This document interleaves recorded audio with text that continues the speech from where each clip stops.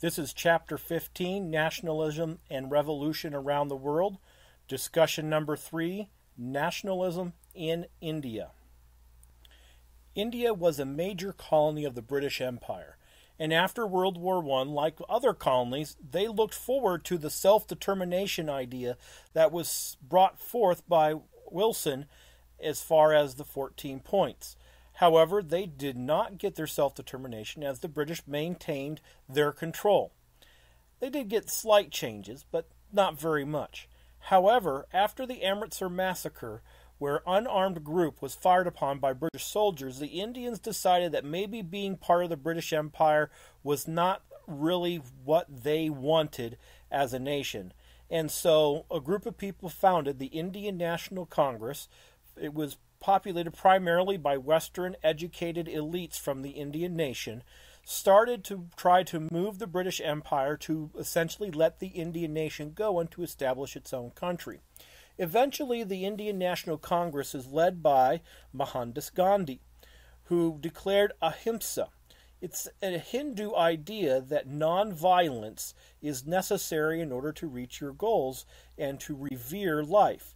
So he organized civil disobedience by being nonviolent, just simply by refusing to obey the unjust laws, not beating people up or threatening them or any type of terrorism, but rather just to refuse to obey the unjust laws.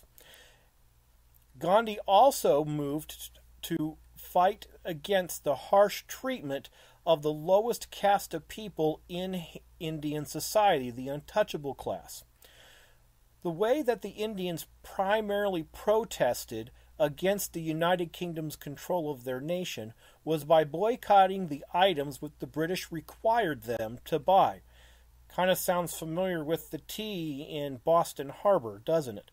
Well, one of the big things that the British supplied to the Indian colony that they weren't allowed to get for themselves was salt.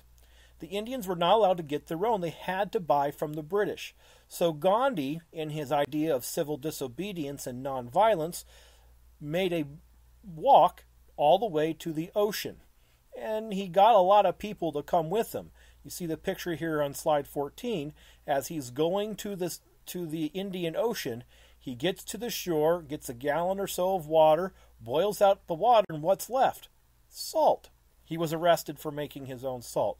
Indians began to sell their own salt in defiance of British law, and the British realized that they needed to get greater measures of self-rule, but they still maintained that India was part of the United Kingdom Empire, which actually meant that the Indians were actually ended up being forced into being part of the World War II fight, which they weren't very thrilled about as well.